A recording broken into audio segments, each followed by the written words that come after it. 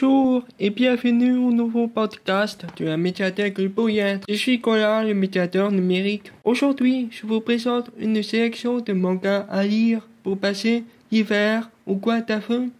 Le premier manga s'appelle Chi, une petite fille de chat. On suit le quotidien d'un chaton qui vient d'être adopté par une famille. Créatif, insouciant et joyeux, Chi va découvrir les affres de la vie d'un chat, rencontre avec d'autres chats, fou rire et surprise rythment sa vie.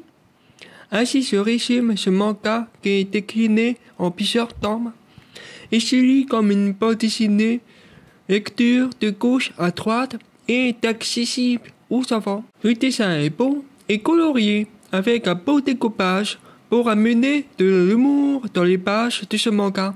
Pour le deuxième manga, j'ai choisi comme thème le sport qui est très récurrent dans le monde des mangas. Ce thème est une occasion de mettre en place des histoires basées sur les rivalités sportives qui amènent souvent à des matchs dantesques surpassant les limites humaines comme c'est le cas pour Capitaine Tsubasa que je vous présente. Capitaine Tsubasa raconte l'histoire d'un jeune garçon passionné de foot depuis qu'il a découvert le ballon à ses 3 ans. Très vite, Tsubasa est repéré par Roberto, un ancien membre de l'équipe du Brésil qui va l'entraîner pour devenir le plus grand joueur de football japonais. Le manga se lit de droite à gauche cette fois. L'action est très rythmée et lisible, transformant un match de foot en un match de puissance. Le manga est déjà adapté en dessin animé dont les épisodes sont accessibles gratuitement sur YouTube ainsi qu'une adaptation en jeu vidéo. Maintenant, je vous présente Clodo et Dragon, un manga original qui tente de concilier les amateurs de fantasy et les amateurs de gastronomie.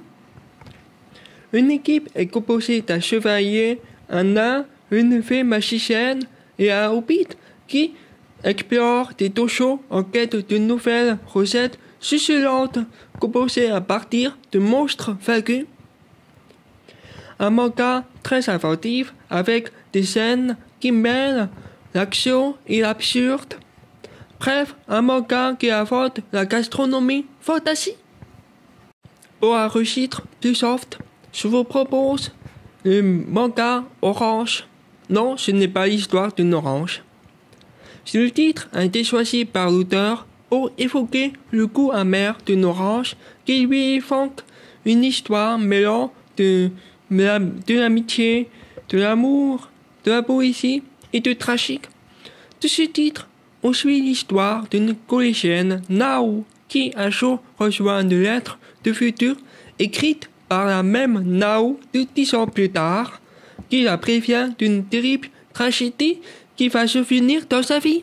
C'est l'occasion pour vous de découvrir ou de redécouvrir les années collège, poétiques, parfois mièvres, mais tragiques.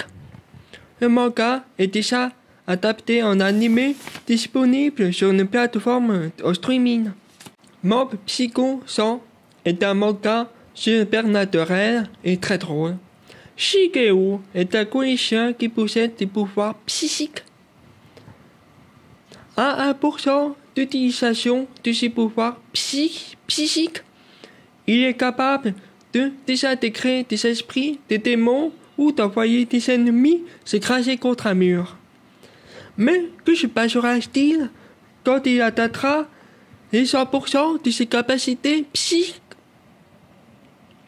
Mêlant autodérision et action, l'auteur nous livre un récit très riche. Il est déjà adapté en animé. 2 saisons sont disponibles sur une plateforme en streaming, ainsi qu'une série en live action disponible sur Netflix. Et le dernier manga que je vous présente est dessiné par un des grands maîtres de manga, Jiro Taniguchi. Il s'éloigne des standards de manga classiques en livrant des histoires à la fois matures et poétiques. Quartier lointain raconte l'histoire de Nakahara, un homme de la quarantaine qui part se recueillir par accident sur la tombe de sa mère au village natal. Par un phénomène surnaturel, il va retourner dans son passé, plus précisément à ses 14 ans. Agréable à lire, le manga suit de gauche à droite et c'est conseillé pour tout néophyte.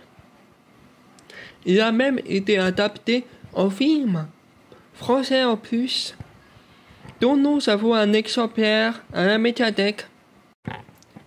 Voilà, c'était la sélection manga pour cet hiver. Pour rappel, la médiathèque est ouverte pour le travail seulement.